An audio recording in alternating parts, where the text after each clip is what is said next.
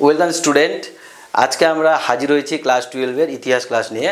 এখন আমরা আলোচনা করব ক্লাস 12-এর যে থার্ড সেমিস্টার আছে সেইটার সিলেবাস নিয়ে এখন আমরা আলোচনা আরম্ভ করব। তাহলে এসো আমরা আলোচনাটা আরম্ভ করি, ঠিক আছে? প্রথমেই দেখো, আমাদের যে ক্লাস 12-এর থার্ড সেমিস্টার আছে সেখানে তোমাদের ফুল মার্কস আছে 40, ঠিক আছে? তোমাদের ফুল মার্কস আছে 40 এবং এই ফুল মার্কস 40-র মধ্যে আমরা দেখব এখানে তোমাদের পড়তে লাগবে 2টা ইউনিট, ঠিক আছে, বা 2টা অধ্যায় পড়তে লাগবে, বুঝতে পারলা? আবার কি হচ্ছে, প্রতিটা ইউনিটে দেখো তোমাদের 3টা আবার ভাগ আছে, বুঝতে পারলা? এইসব দেখো তোমাদের ইউনিট 1-এ কি আছে? ইউনিট 1-এ তোমাদের আছে ভ্রমণকারীদের দৃষ্টিকোণ থেকে ভারতবর্ষ, বুঝতে পারলা? তোমাদের যে টপিক আছে সেই টপিকে আছে ভ্রমণকারীদের দৃষ্টিকোণ থেকে। এখানে ভ্রমণকারী বলতে আমরা বলতে পারবো পর্যটক, বুঝতে পারলা? তারপর কি আছে ইউনিট 1-এ আরেকটা আছে সাংস্কৃতিক সংমিশ্রণ, বুঝতে পারলা?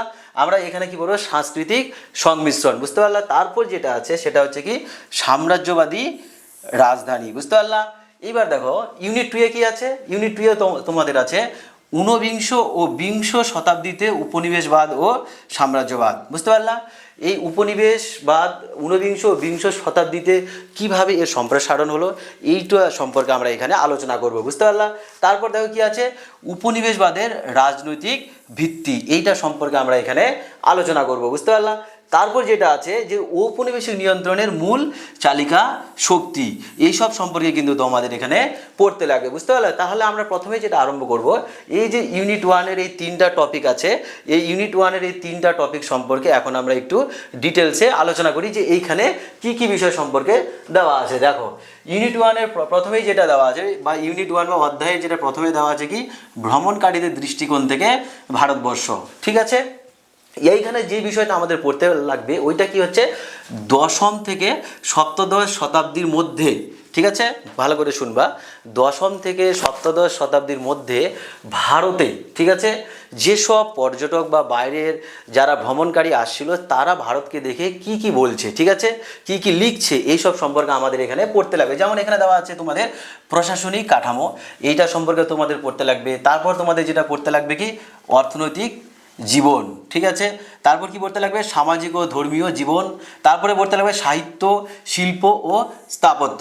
মনে করে রাখবা এই যে বিষয়গুলো আমরা পড়বো এখানে, মনে করে রাখবা এইটা কিন্তু ভ্রমণকারীরা কি কি বলছে, এইসব ওদের চোখে বা ওরা কি কি বলে গেছে ওদের দৃষ্টিভঙ্গি থেকে কিন্তু আমরা এখানে পড়বো। যেমন যদি একজন আমি এখানে তোমাদের ভ্রমণকারীর নাম বলি যে যিনি হচ্ছে দশম থেকে সপ্তদশ শতাব্দীর মধ্যে ভারতে আসছিলেন, তার নাম ছিল ইবন বতুতা, ঠিক আছে?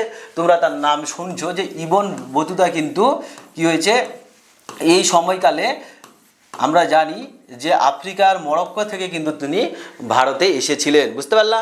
এবার দেখো তারপরে কি আছে, তারপরে তোমাদের যে বিষয়টা আছে সাংস্কৃতিক সংমিশ্রণ, বুঝতে পারলা? এইটা সম্পর্কে তোমাদের এখানে পড়তে লাগবে। এই সাংস্কৃতিক সংমিশ্রণটা সম্পর্কে পড়তে গিয়ে তোমাদের ডিটেলসে যে বিষয়গুলো পড়তে লাগবে সেগুলো কি দেওয়া আছে দেখো। তোমাদের এখানে ভক্তিবাদ পড়তে লাগবে, তোমাদের সুফিবাদ পড়তে লাগবে, তোমাদের নাচ সম্পর্কে পড়তে লাগবে, যোগী, বৈষ্ণব এবং আরও অন্যান্য সেই সময়কার যেই সব ধর্মীয় সম্প্রদায় আছে সেই ধর্মীয় সম্প্রদায়গুলি সম্পর্কে তোমাদের এখানে ডিটেলস পড়তে লাগবে। এর পাশাপাশি তোমাদের যেটা পড়তে লাগবে সেটা হচ্ছে কি ভক্তি আদর্শের প্রভাব, বুঝতে পারলা? যেরকম হচ্ছে ভারতে যে ভক্তিবাদের সূত্রপাত হলো, ভক্তি আন্দোলন হলো, ঠিক আছে? তোমরা অনেকেই ভক্তি আন্দোলন সম্পর্কে অলরেডি জানো, তোমরা হচ্ছে নিচু ক্লাসে অনেক হয়তো অল্প করে তোমরা পড়ছো। সেই ভক্তিবাদী আন্দোলন সম্পর্কে কিন্তু তোমরা আমি মনে করি যে তোমাদের কিছু ধারণা আছে। এই যে ভারতে যে ভক্তি আন্দোলন হয়েছিল সেই ভক্তি আন্দোলনের ভারতের সমাজে কি প্রভাব পড়েছিল এইটা সম্পর্কে কিন্তু তোমাদের পড়তে লাগবে। তার পাশাপাশি আমরা দেখব সুফিবাদের উৎপত্তি, বুঝতে পারলা? সুফিবাদের ভারতে কিভাবে উৎপত্তি হলো সেইটা সম্পর্কে আমাদের পড়তে লাগবে, বুঝতে পারলা? তারপর কি হতে, তারপর আমাদের যেটা পড়তে হবে যে সুফিবাদের উৎপত্তির পর যে বিষয়টা পড়তে হবে ভারতে সুফি সম্প্রদায়, বুঝতে পারলা? ভারতে হচ্ছে যেসব সুফি সম্প্রদায়গুলো গুরুত্বপূর্ণ রোল প্লে করছিল সেই সুফি সম্প্রদায়গুলো সম্পর্কে তোমাদের এখানে পড়তে লাগবে। যেমন আমি যদি একটা তোমাদের এক্সাম্পল দিই, যেরকম হচ্ছে চিস্তি, ঠিক আছে? এইটা ছিল সেই সময়কার অন্যতম একটা সুফি সম্প্রদায়, বুঝতে পারলা? তারপর আমরা কি করব, যে এই যে সুফিবাদের যে বিস্তার হলো ভারতে, এই সুফিবাদের বিস্তারের পরে ভারতের সমাজে ধর্মীয় জীবনে কি প্রভাব পড়ছে এইটা সম্পর্কে কিন্তু তোমাদের এখানে বিস্তারিত পড়তে লাগবে। ঠিক আছে, তারপরে এসো, তারপরে দেখো কি আছে, আমরা এবার যদি আসি, দেখো তারপরে যেটা আছে লাস্ট ঠিক আছে, সাম্রাজ্যিক রাজধানী। ঠিক আছে, তোমাদের যেটা আছে ইম্পেরিয়াল ক্যাপিটাল আমরা বলতে পারি। এইখানে তোমাদের যেটা পড়তে লাগবে সেটা কি, দক্ষিণ ভারতের দুইটা গুরুত্বপূর্ণ সাম্রাজ্য। ঠিক আছে, একটা হচ্ছে কি বিজয়নগর, ঠিক আছে, এইটা সম্পর্কে পড়তে লাগবে, বাহামনি সাম্রাজ্য সম্পর্কে পড়তে লাগবে, এবং আরও যে তৎকালীন ভারতের সাম্রাজ্যগুলো ছিল সেই সব সম্পর্কেও তোমাদের একটু অল্প এখানে পড়তে হবে। ঠিক আছে, প্রথমেই এখানে যেটা দেওয়া আছে উৎপত্তি। ঠিক আছে, এই যে এই সাম্রাজ্যগুলা এদের উৎপত্তি কেমন করে হচ্ছে এটা পড়তে লাগবে। তারপর কি হচ্ছে, এই যে সাম্রাজ্যগুলার উত্থান হয়েছিল সেই সাম্রাজ্যগুলার প্রশাসনিক কাঠামো কেমন ছিল।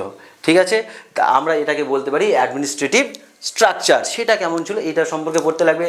তারপর কি হচ্ছে, এই সাম্রাজ্যগুলোর সমাজ ও অর্থনীতি সম্পর্কে পড়তে লাগবে, ধর্ম ও সংস্কৃতি সম্পর্কে পড়তে লাগবে, পাশাপাশি শিল্প, স্থাপত্য, সাহিত্য এবং এসব সম্পর্কেও কিন্তু পড়তে লাগবে। তারপর এখানে তোমাদের যেটা ইন্টারেস্টিং টপিক আছে সেটা কি, বাহামনির উত্তরসূরি রাষ্ট্রসমূহ।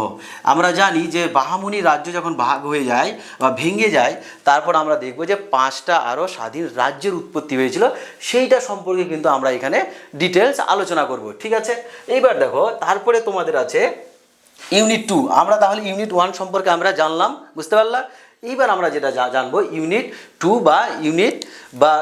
2 বা আমরা বলতে পারি যে দ্বিতীয় অধ্যায়, বুঝতে পারলাম। এইটা সম্পর্কে কী আছে দেখো, প্রথমেই এখানে যে বিষয়টা আছে এটা কি আছে, ঊনবিংশ ও বিংশ শতাব্দীতে উপনিবেশবাদ ও সাম্রাজ্যবাদ। ঠিক আছে, বা আমরা বলতে পারি 19 ও 20 শতকে যে গোটা বিশ্বে যে উপনিবেশবাদ ও সাম্রাজ্যবাদের উত্থান হচ্ছে সেইটা সম্পর্কে আমরা এখানে কিন্তু পড়বো, বুঝতে পারলাম। তারপর দেখো এইখানে মেনলি যেটা পড়তে হবে তোমাদের এখানে দেওয়া আছে সুন্দর করে, দেখো কি দেওয়া আছে, সপ্তদশ এবং অষ্টাদশ শতাব্দীর এশিয়া এবং নতুন বিশ্বে উপনিবেশীকরণ। মানে এইখানে তোমাদের কিন্তু প্রাইমারি পিরিয়ডটা দেওয়া আছে বা প্রাথমিক সময়টা, যে কিভাবে গোটা বিশ্বে সাম্রাজ্যবাদ এবং উপনিবেশবাদের উত্থান হচ্ছে, বুঝতে পারলাম। এইখানে দেখো, এইখানে একটা টার্ম আছে এশিয়া, তো তোমরা জানো এই যে একটা টার্ম আছে নতুন বিশ্ব। ঠিক আছে, এই নতুন বিশ্ব মানে আমরা বলতে পারি আমাদের আমেরিকা মহাদেশ, বুঝতে পারলা। সেই সময় আমরা জানি, তোমরা অনেকেই জানো যে কলম্বাস আমেরিকা আবিষ্কার করে। ঠিক আছে, আমাদের এখানে কি হচ্ছে, নতুন বিশ্ব বলতে আমাদের আমেরিকা সম্পর্কে এখানে একটু পড়তে লাগবে, বুঝতে পারলা। এইবারে দেখো কী দেওয়া আছে এইখানে, এশিয়া এবং নতুন বিশ্বে উপনিবেশীকরণের সংক্ষিপ্তসার, বুঝতে পারলা। মানে কিভাবে এশিয়া এবং নতুন বিশ্বে ইংরেজরা ওদের আধিপত্য বিস্তার করলো সেটা সম্পর্কে আমাদের এখানে পড়তে লাগবে। তারপর দেখো কী দেওয়া আছে, সাম্রাজ্যবাদ এবং উপনিবেশবাদের অর্থনৈতিক গতিবিদ্যা।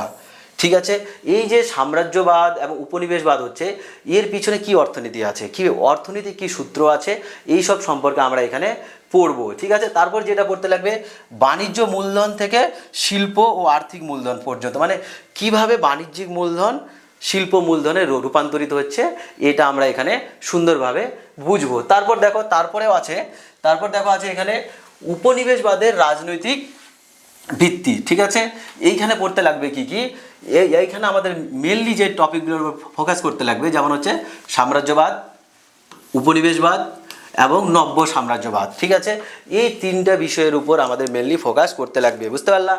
এবার তারপর দেখো এই বিষয়গুলোর মধ্যে কি কি পড়তে লাগবে, যে আমাদের এখানে দেওয়া আছে রাজনৈতিক ভিত্তি, উপনিবেশবাদের রাজনৈতিক ভিত্তি, রাজনৈতিক ও অর্থনৈতিক আধিপত্য এবং উপনিবেশগুলির অধীনতা। ঠিক আছে, এবং এইখানে আরেকটা যে টপিকটা আছে সবথেকে গুরুত্বপূর্ণ টপিক, এটা কি হচ্ছে বর্ণবাদ, যে কিভাবে এই উপনিবেশবাদ বা সাম্রাজ্যবাদের ফলে গোটা বিশ্বে বর্ণ বৈষম্য আন্দোলন আরম্ভ হয়েছিল। তোমাদের কিন্তু বর্ণ বৈষম্য আন্দোলন সম্পর্কে এখানে একটু পড়তে লাগবে। ঠিক আছে, তারপর দেখো কী পড়তে হবে, উপনিবেশিক সমাজের উপর এর প্রভাব এবং নব্য সাম্রাজ্যবাদ। একটা কথা এখানে আমরা একটা জিনিস পড়বো যে নব্য সাম্রাজ্যবাদ। ঠিক আছে, নব্য সাম্রাজ্যবাদ কি, এই ধারণাটা কি, এই কনসেপ্টটা আমরা এখানে ক্লিয়ার করব। ঠিক আছে, এইবার দেখো তোমাদের দ্বিতীয় অধ্যায়ের যেটা লাস্ট আছে এটা কি, ঔপনিবেশিক নিয়ন্ত্রণের মূল চালিকা শক্তি। এই যে গোটা বিশ্বে ইউরোপ মহাদেশের শক্তিগুলি যে সাম্রাজ্য বিস্তার করলো, সেই সাম্রাজ্য বিস্তার করার পরে তারা সেই সাম্রাজ্যগুলো চালাচ্ছে কেমন করে, বুঝতে পারলাম? সেই সাম্রাজ্যগুলো তারা চালাচ্ছে কেমন করে, এইটা কিন্তু তোমাদের এখানে ভালো করে পড়তে লাগবে। যেরকম দেখো তোমাদের এখানে কিছু বিষয় দেওয়া আছে, যেমন দেখো দেওয়া আছে কি আইন, আইনসভা, আমলাতন্ত্র, পুলিশ, সেনাবাহিনী। বুঝতে পারলাম? দেখো এই কয়েকটা জিনিস দিয়েই কিন্তু এই ঔপনিবেশিক সরকার যারা ছিল তারা কিন্তু ওদের ঔপনিবেশিক নিয়ন্ত্রণটাকে তারা আরও সুদৃঢ় ভিত্তির উপর প্রতিষ্ঠিত করেছিল। বুঝতে পারলাম? তোমরা এই বিষয়গুলো তোমরা দেখবা ছোট ক্লাসেও কিন্তু তোমরা সেনাবাহিনী বলো, পুলিশ বলো, আমলা বলো, এইসব কিন্তু তোমরা ক্লাস 8এও কিন্তু তোমরা অনেকে পড়ছো। এইটাই তোমাদের এখানে একটু বেশি করে পড়তে লাগবে, ঠিক আছে? তাহলে তোমাদের সিলেবাস নিয়ে বা তোমাদের সেমিস্টার 3 ক্লাস 12-এর যেই সিলেবাস আছে এইটা নিয়ে তোমাদের কিন্তু আলোচনা মোটামুটি এখানে শেষ হলো, এবং আমরা পরে এগুলো আরও ডিটেলসে আলোচনা করব, ঠিক আছে? এইবার তোমরা যদি আমাদের ক্লাসে যদি জয়েন হতে চাও তাহলে দেখো আমাদের এখানে ওয়েবসাইট আছে www.classmatelive.in, তোমরা এখানে যোগদান করতে পারো। তারপরে দেখো আমাদের ফেসবুক পেজ আছে, দেখো তোমরা এখানে দেখতে পেয়ে যাবে। তারপর হোয়াটসঅ্যাপ গ্রুপ আছে আমাদের, এবং টেলিগ্রাম চ্যানেল আছে। এই সব চ্যানেলে কিন্তু তোমরা আমার এই ক্লাস করতে গেলে তোমরা যোগদান করতে পারো। তাহলে আজকে এই ক্লাস এইটা দেখার জন্যে অনেকটাই ধন্যবাদ, ঠিক আছে? তাহলে নেক্সট ক্লাসে আশা করি তোমরা আসবা, তোমাদের সঙ্গে আমাদের নেক্সট ক্লাসে দেখা হবে। Thank you.